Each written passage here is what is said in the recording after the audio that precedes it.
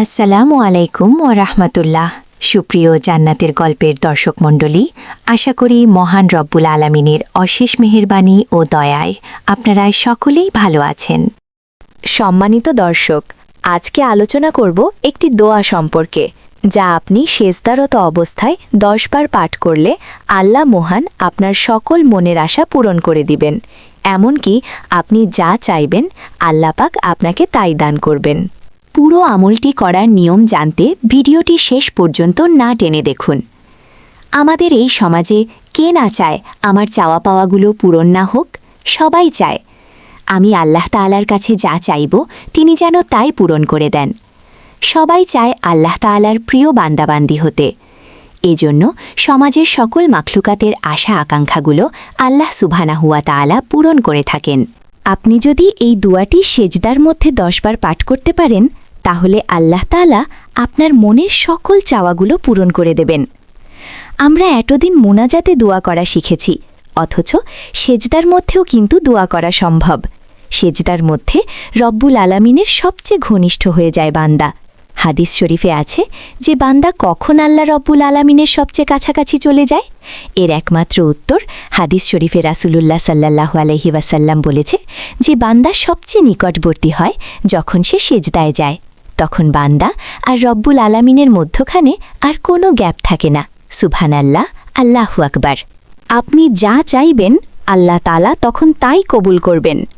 সম্মানিত দর্শক, এর জন্য আপনার মনের মধ্যে যথেষ্ট পরিমাণ ইয়াকিন ও ইখলাস থাকতে হবে।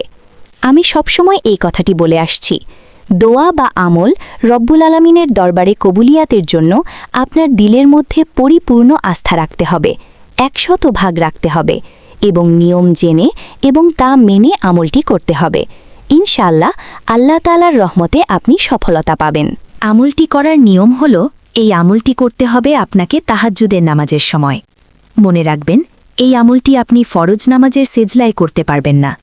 এটি করতে হবে নফল নামাজ, তথা সবচেয়ে শ্রেষ্ঠ সময় হচ্ছে তাহাজ্জুদের নামাজের সময়। কেননা তাহাজ্জুদের নামাজ পড়া হয় শেষ রাতে।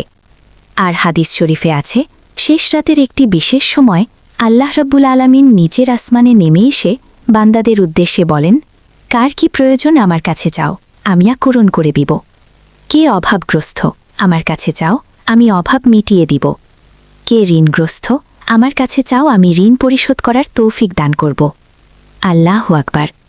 আপনি তখন যদি তাহাজ্জুদের বিছানায় নামাজের দাঁড়িয়ে সেজদারত হয়ে রব্বুল আলামিনের দরবারে এই দোয়াটি 10 বার পাঠ করেন, আল্লাহ তাআলা আপনার মনের সকল ইচ্ছাগুলো পূরণ করে দিবেন ইনশাআল্লাহ।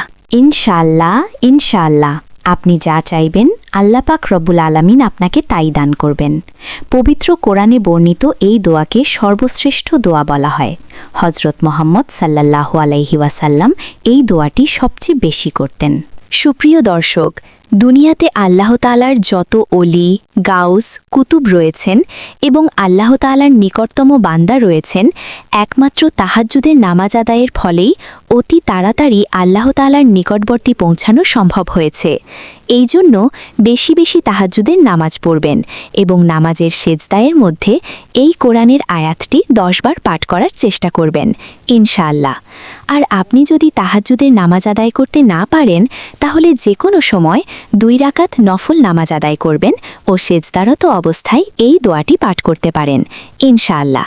আল্লাহ আপনার দোয়া কবুল করে নেবেন এবং আপনার সকল চাওয়া, সকল অপূর্ণতা আল্লাহ সুবহানাহু তাআলা পূরণ করে দিবেন। এই আমলটি আপনি কতদিন করবেন? আপনি আল্লাহর কাছে যেই আশা আকাঙ্ক্ষার কথা বলছেন, যে দোয়াগুলো করছেন, যতদিন পর্যন্ত না আপনার আশাগুলো পূরণ হয় ততদিন আপনি আমলটি করতে থাকবেন। তাহাজ্জুদ পড়তে না পারলে 2 রাকাত নফল নামাজ পড়ে হলেও আমলটি করতে থাকবেন। যখন দেখবেন আপনার আশা পূরণ হয়েছে, আপনি যা চেয়েছেন তা পেয়েছেন, তখন সাথে সাথে আমলটি বন্ধ না করে আপনি বেশি বেশি শুকরিয়া আদায় করবেন। নিঃসন্দেহে আল্লাহ কৃতজ্ঞ ব্যক্তিদের অনেক ভালোবাসেন, পছন্দ করেন এবং একাধিক দোয়ার জন্য এই আমলটি চালিয়ে যেতে পারেন। ইনশাআল্লাহ রব্বুল আলামিনের খাজানা তথা তার ভাণ্ডারে অভাব বলতে কোনো কথা নেই। তিনি চাইলে খুশি হন, বান্দার কাছে চাইলে বান্দা নারাজ হয়।